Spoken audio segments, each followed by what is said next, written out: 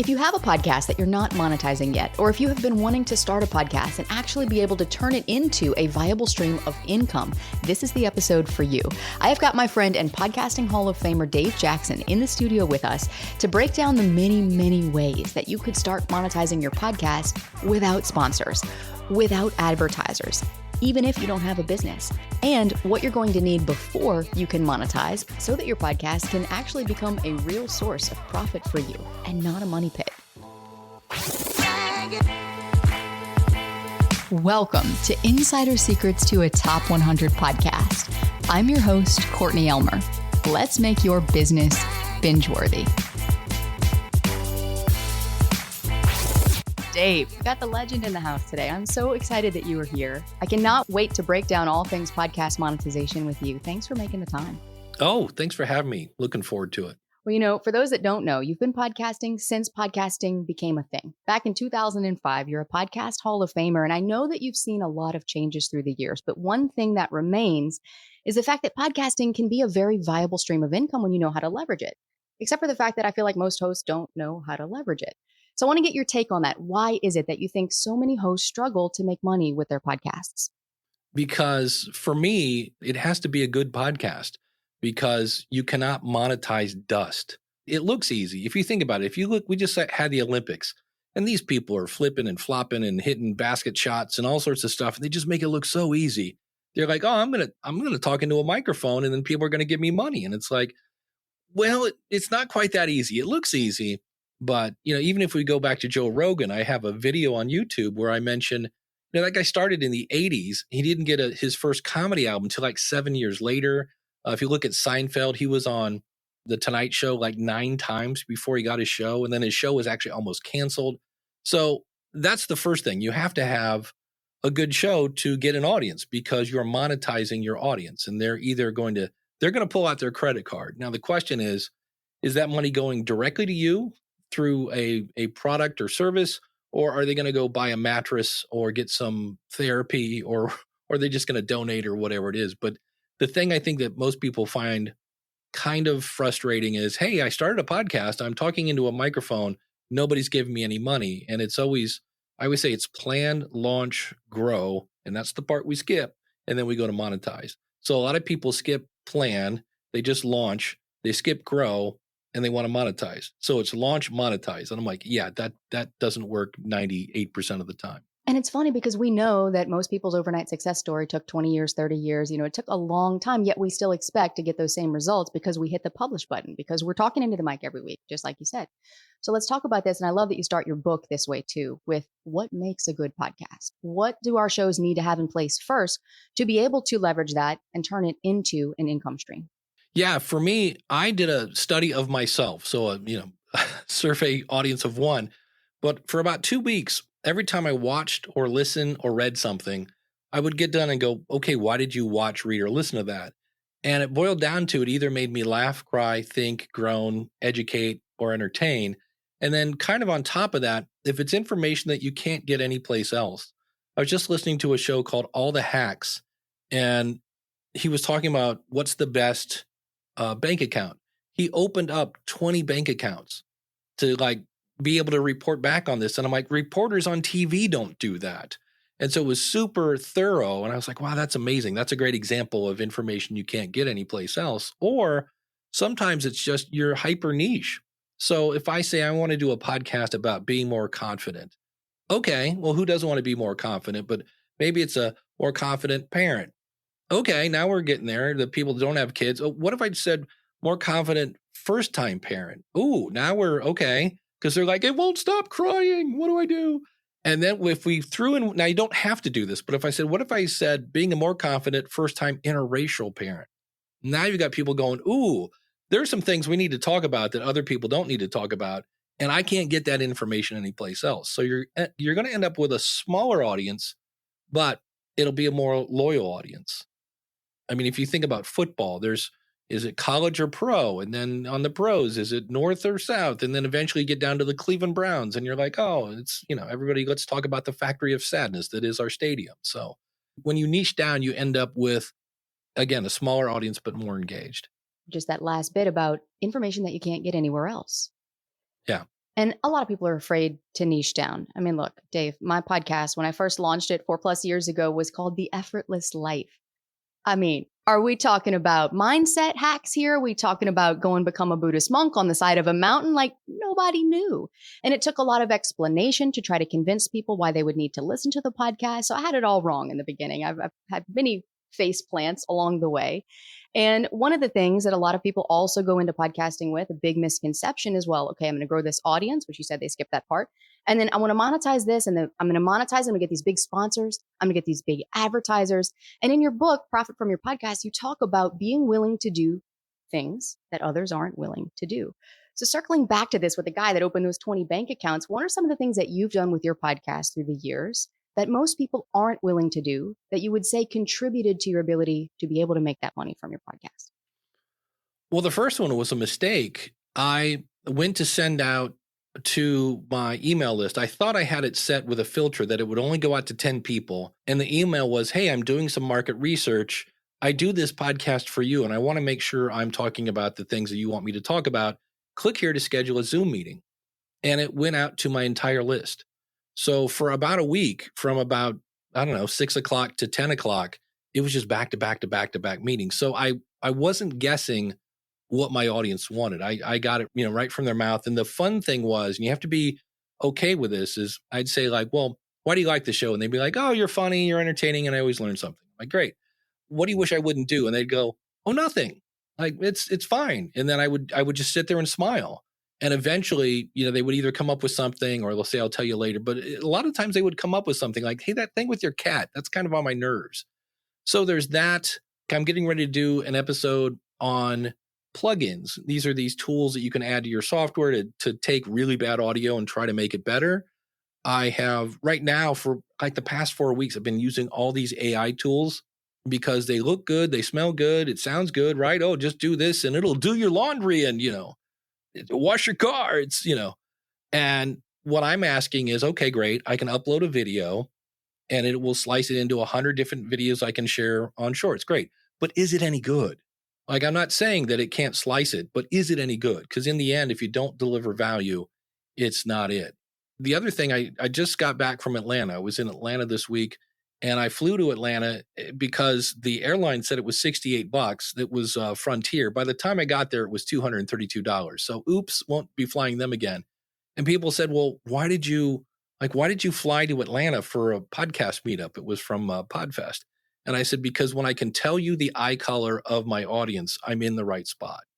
And it's not about the biggest way to grow your audience, figure out who your audience is and find the people who should be listening to your show, but aren't.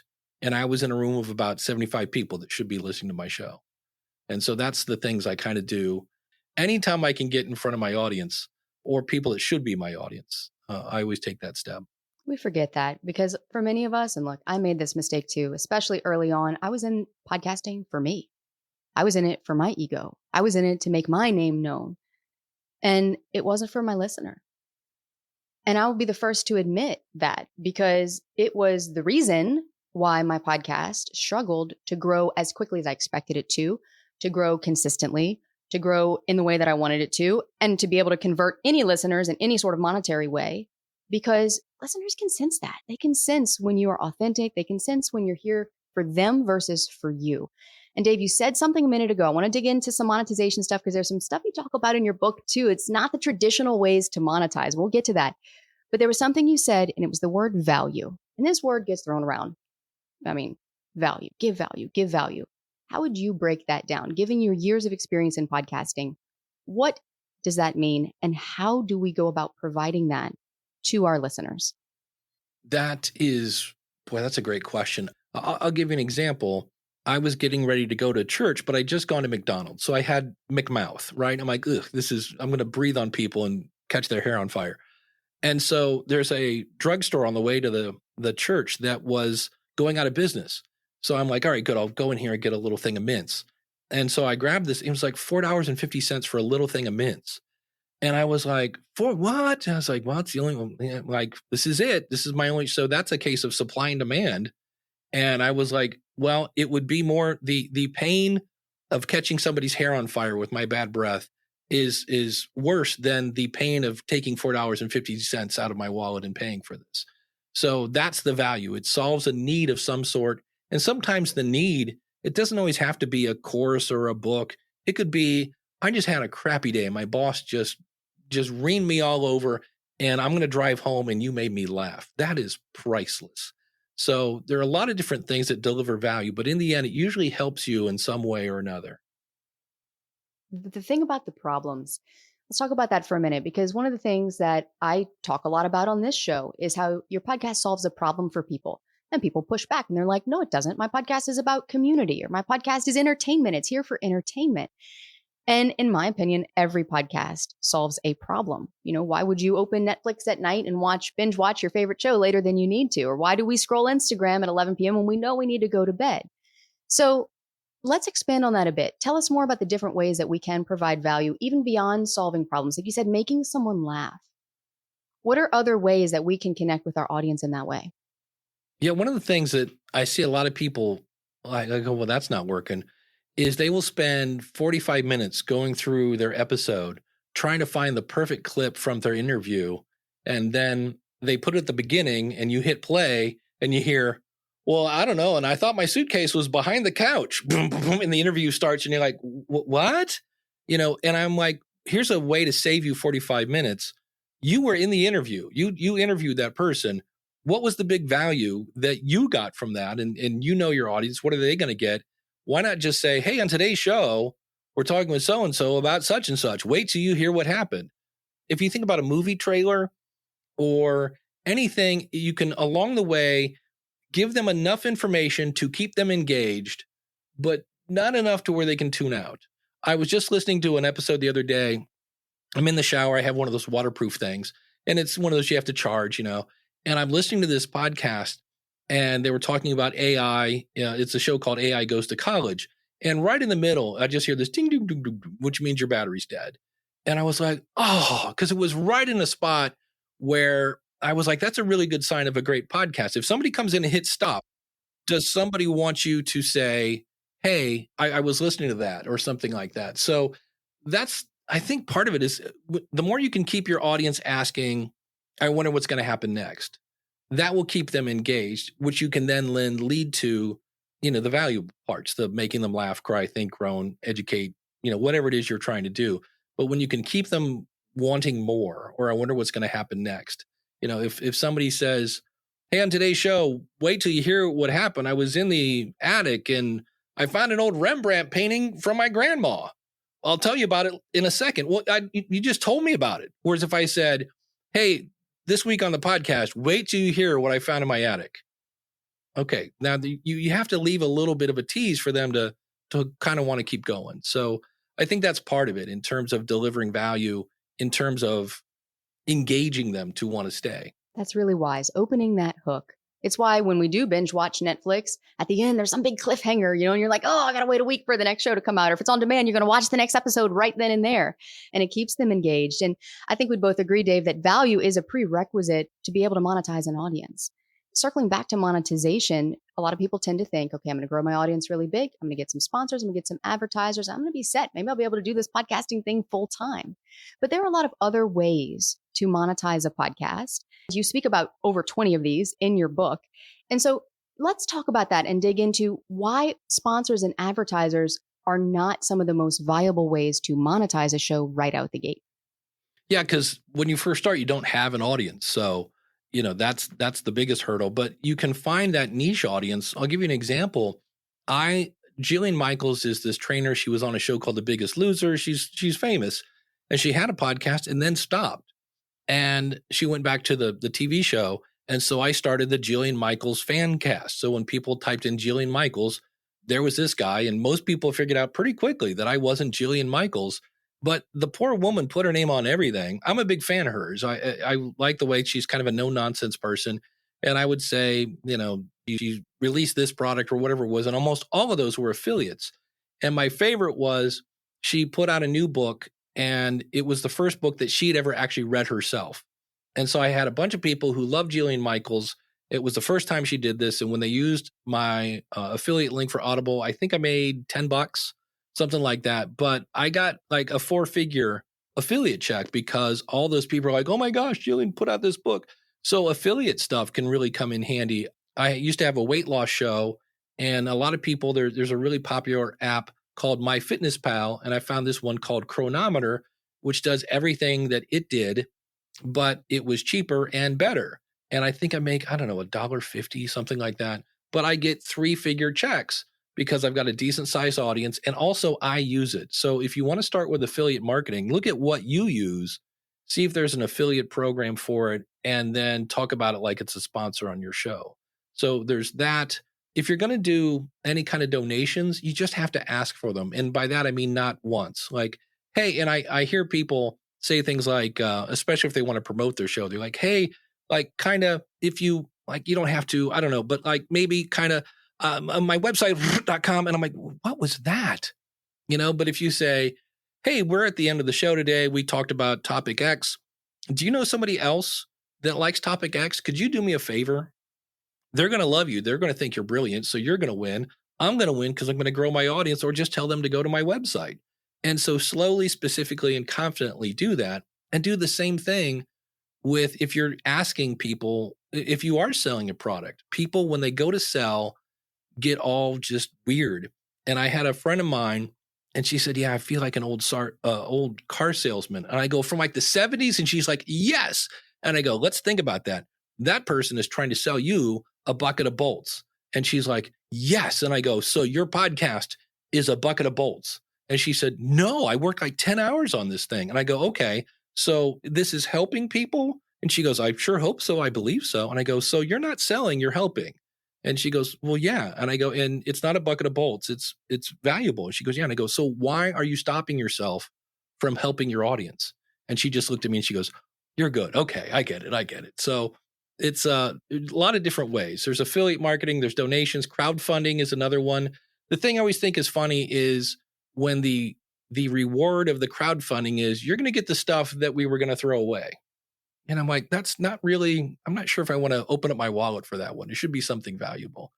Ad free seems to be handy. If you're a person that has sponsors and you've decided to make 30% of your show advertising, number one, shame on you. And number two, that does seem to work. It worked for YouTube. If you think about it, they just made advertising so annoying on YouTube that you have to be a premium user if you want to use it at all. So that's a word marketing strategy in me. I know what I'll do. I'll annoy my audience until I will force them to give me money. But I've seen people do that. And even Amazon Prime, where you're already paying the Prime fee, but now you got to pay more to get rid of the ads. It's like, in what world does it work? Yet we pay it because the ads are annoying. And there's a lot of strategies I know that you break down in your book. And something else you mentioned toward the end of your book is figure out how much money you want to make from your podcast to begin with. And this is something that not a lot of hosts do. And you break down how to do that and how to actually run the numbers for your specific situation, whether you have a business, whether you don't have a business, you're trying to turn the podcast into a business, and really figuring that out. And I recommend people check that out. Dave, what about for the person who doesn't have an audience yet? Let's go back to that growth piece for a minute, because it's the piece that we tend to skip over. We want to jump straight to the monetization. We obviously can't monetize until we have an audience. So what's one key takeaway that you would leave people with today to say, okay, if I'm trying to grow the audience right now in order to be able to monetize the audience, in addition to providing that value that we know is key, what do they need to focus on? Well, kind of what I'm doing right now, right? I'm on your show. You've been on my show. Because we're looking for people that listen to podcasts. And sure, I could send out postcards and hope that somebody brought their phone with them, when they got the mail. I could advertise in a newsletter, and I've done that. But again, we're not positive that everybody there is listening to a podcast. So get on other podcasts. And this is where I think a lot of people miss the boat. To me, yes, interviews are great. But one of the things I love about it is it's the relationships. Don't make the last time that I talked to Courtney, don't make that be the last time. And I am preaching to the choir right now. I used to be much better at this, at just reaching out every now and then going, hey, what's up on your side of the glass? But it's those relationships, so that when somebody says, hey, I need somebody who works in crochet or something, like, oh, I just interviewed a person. You want that person, you want the relationships, I think, are really the biggest benefit, because I've had multiple instances where I'll be in an event and I'll be talking to somebody who I was an interview. And so I've already known them. And then somebody else will walk up who knew them. And in one case, I was talking with Pat Flynn, and then Michael Stelzner came up. And I know Michael Stelzner, we kind of know of each other. We kind of run in the same circles, but I got to talk to Michael for quite a bit. And then that year ended up speaking at Social Media Marketing World. So to me, sure, downloads are great and all that other fun stuff, but the relationships, I think, are really the most valuable part of podcasting. 100%. And probably is one of the undercapitalized parts of podcasting as well. Yeah. That's a whole nother episode. We'll have to get you back, Dave. We'll talk about that. But look, if you're listening right now, I highly recommend Dave's book. In fact, Dave, speaking of this relationship, I had told you when I did my interview on your show, I'm like, oh, we got to get you on the show. We're in the process of rebranding. I'll reach out to you. And then I was standing in line at FedEx and there's your book on the shelf. And I'm like, Dave's book, I'm gonna get a copy, and I sent you an email and I'm like, look whose book I just found in the wild. And it doesn't take much to build those relationships, to continue those relationships, I should say. And what I would recommend, if you're listening right now, go get a copy of Dave's book. We put it in the show notes for you. It's 150 pages. It'll teach you how to start making money no matter what size audience you have, even if you have nothing to sell. Because I think that's the beauty, Dave. I think we both agree with this, is there's so many ways that we could leverage our podcast, both for income, but for the relationships and so much more. So I appreciate you being here to share your wisdom with us today. Oh, thanks for having me. This has been great. And if you loved this episode, I would love it if you would take the time to let me know. If you're listening on Apple or Spotify, you can tap the 5 stars. And if you're listening on Apple, you can take 30 seconds and actually tell me what you love most about the show by leaving a review. Your review is going to let other listeners know that this show is worth their time. And then don't go anywhere, because in the next episode, Dave is going to be joining us back to help clear up the confusion around video podcasts and whether you need to be on video or if you should just focus on audio first. We'll also talk about whether there are advantages to focusing on video at any point in your podcasting journey, and I think you'll be pleasantly surprised to hear his take. That's all coming up next to help you make your business binge-worthy.